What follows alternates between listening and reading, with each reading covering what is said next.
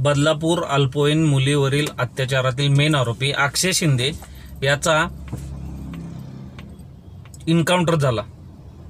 म्हणजे पोलीस काही तपासासाठी त्याला घेऊन जात असताना त्याने पोलिसांवरती हल्ला केला। म्हणजे बाजूला बसलेल्या पोलिसाचा पिस्तल घेतला आणि तो पोलिसावर त्याने गोळीबार केला आणि पोलिसांनी स्वतःच्या संरक्षणासाठी अक्षयवरती गोळीबार केला। त्याच्यामुळे तो जखमी झाला आणि दवाखान्यात उपचारासाठी नेले असता तो मृत्यू झाला। मित्रांनो, अक्षय शिंदेचा इन्काउंटर झाला हे ऐकल्यानंतर लोकांना खूप आनंद झाला, कारण त्याच अक्षय शिंदेसाठी जो की अल्पवयीन मुलीतील आरोपी आहे त्याला अटक करण्यासाठी किंवा त्याला शिक्षा देण्यासाठी ज्यावेळी हे प्रकरण झालं त्यावेळी बदलापूर स्टेशन कमीत कमी 12 ते 14 तास लोकांनी होल्ड केलं होतं। म्हणजे ट्रेन बंद होत्या। म्हणजे लोकांचा एवढा मोठा जनसमुदाय बदलापूरमध्ये त्यावेळी जमा झाला होता आणि लोकांची अशीही मागणी होती की त्याला पब्लिकच्या ताब्यात द्या। म्हणजे त्याला अटक करून त्याला न्यायालय प्रक्रिया होऊन त्याला शिक्षा व्हायला भरपूर वेळ लागेल, त्यांना पब्लिकच्या ताब्यात तर द्या, नाहीतर आमच्या समोर फाशी द्या, हे लोकांचं त्यावेळी बोलणं होतं। ज्यावेळी हा घटना घडली बदलापूर शाळेमध्ये त्यावेळी लोकांची अशी प्रक्रिया होती। परंतु काही दिवसानंतर त्याला अटक झाल्यानंतर त्याला चौकशीसाठी नेत असताना पोलिसांनी स्वतःच्या संरक्षणासाठी त्याच्यावर गोळीबार केला आणि तो मृत्युमुखी पडला। मित्रांनो, त्यावेळी अक्षय शिंदेवर कारवाई करण्यासाठी म्हणजे जो विरोधी पक्षातील नेते आहेत, म्हणजे आता मी तुम्हाला महाराष्ट्रातील पॉलिटिक्स बद्दल सांगतो, विरोधी पक्षातील नेते आहेत ते अशी बोलत होते की तुम्ही अक्षय शिंदेला अटक करा, ते फास्ट ट्रॅकवर प्रकरण चालवा आणि त्याला फाशी द्या।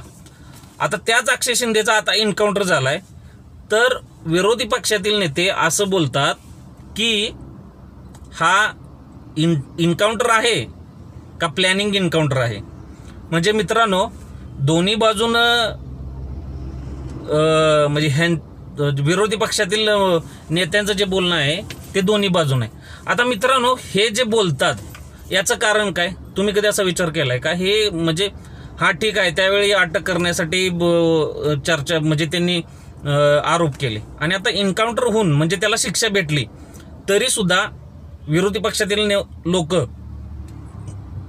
सरकारवरती का आरोप करतात का हा फेक इन्काउंटर आहे, हे प्लॅनिंग आहे? तुम्ही याचा विचार केलाय का? मित्रांनो, याचा विचार थोडासा करावा लागेल, कारण जो इन्काउंटर झाला त्याचा घटनाक्रम जो सांगितलेला आहे पोलिसांनी, म्हणजे न्यूजवरती जो सांगितलाय त्याच्यावरून भरपूर लोकांच्या मनामध्ये असा संभ्रम आहे की हा इन्काउंटर होता का प्लॅनिंग इन्काउंटर होता।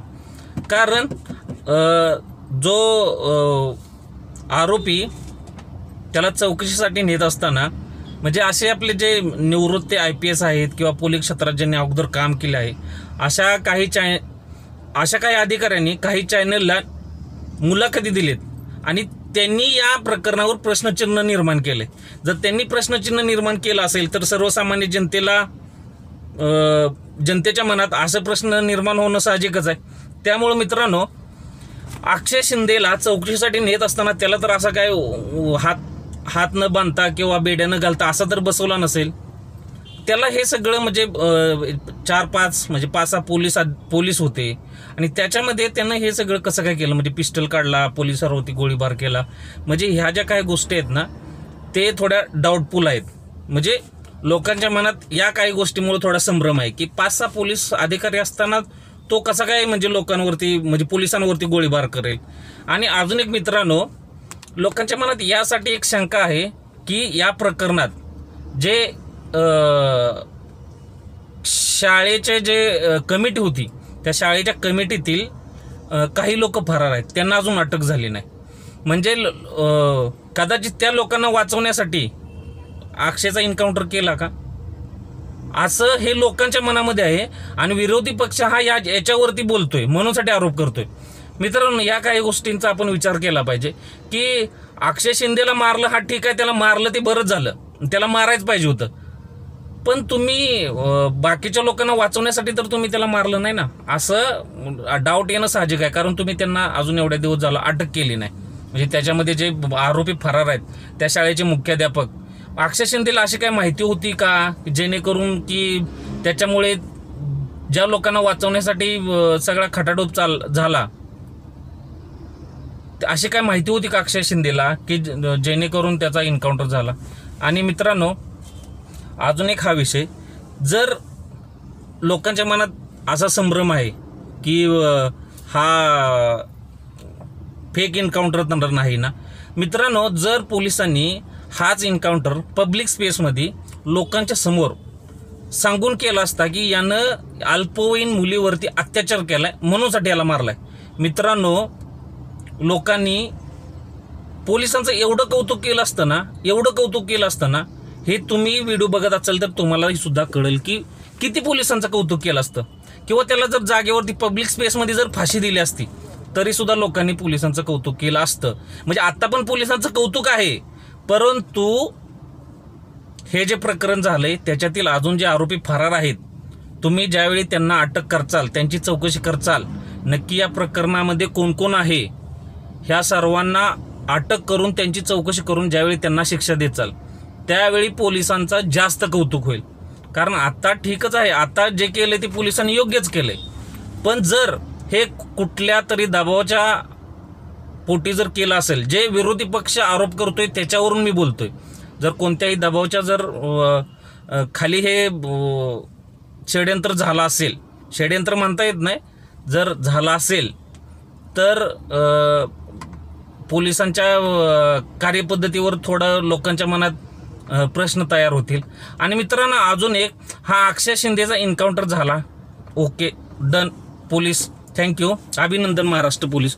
परंतु मित्रांनो, त्याच प्रकरणाच्या वेळी आपल्या उरणला यशस्वी शिंदे या भगिनीवरती पण अत्याचार झाला. दाऊद नावाच्या व्यक्तीने तिच्यावर अत्याचार केला आणि तिचा खून करून तिला मारून टाकलं. मित्रांनो, मग या दाऊदचा कधी एन्काउंटर होणार? म्हणजे तुम्हाला असं वाटत नाही का अक्षयचा झाला म्हणजे आपल्याला कोणाला विरोध करायचा नाही, तो दाऊदचा पण एन्काउंटर व्हायला पाहिजे असं तुम्हाला पण वाटतं ना? त्यानंतर मित्रांनो, एक अक्षता नावाची महिला, तिच्यावरती कल्याण शेळफाटा रोडवरती एका मंदिरातील पुजाऱ्यांनी तिच्यावर अत्याचार केला. मित्रांनो, यांचा कधी एन्काउंटर होणार? म्हणजे यांना कधी शिक्षा होणार? आणि हे मित्रांनो, हे याच्यामध्ये जे दोन्ही जे आपल्या महाराष्ट्रातील पॉलिटिक्स आहे हे श्रेयवादासाठी आता त्यांचं चालू आहे. हा सरकारमधील आरोप करणार, विरोधी पक्षातील त्यांच्यावर आरोप करणार. मित्रांनो, याच्याशी जनतेला काय घेणं देणं नाही. तुम्ही विरोधी पक्ष असा किंवा पक्षाचा, तुम्ही जनतेचे नोकर आहात. तुम्ही जनतेची सेवा किती करताय याच्याशी मतलब आहे. ते तुम्ही काय केलं काय नाही हे तुमचं काम आहे, की जनतेची सेवा करणं काम आहे, जनतेला सुरक्षित ठेवणं हे तुमचं काम आहे, म्हणूनसाठी तुम्ही करताय. याच्यामध्ये कोणी काय क्रेडिट घ्यायची गरज नाही. कारण असं न्यूजवरती दाखवते की काही जणांचं फलक लागलं, कोणी क्रेडिट घेतंय, कोणी असं तसं. तर याच्याशी जनतेला काय घेणं देणं नाही. तुमचं हे काम आहे. लोकांच्या मतावरती तुम्ही निवडून येताना तर लोकांना सेफ ठेवणं, लोकांवर झालेल्या अन्यायाबद्दल त्यांना न्याय मिळवून देणं, हे जे निवडून येतात ना पॉलिटिक्स, मग ते कुठल्या पक्षातले असेल त्याच्याशी आम्हाला काय घेणं देणं नाही. हे तुमचं काम आहे, कारण तुम्ही जनतेचं नोकर आहात. याच्यावर तुमचं काय मित्रांनो हे मला पटपट कमेंट बॉक्समध्ये सांगा. आणि काय माझं चुकलं असेल तरी सुद्धा मला कमेंट बॉक्समध्ये सांगा की भावा तुझं हे चुकलं म्हणून. आपण बघू, नेक्स्ट टाइम नक्की दुरुस्त करू.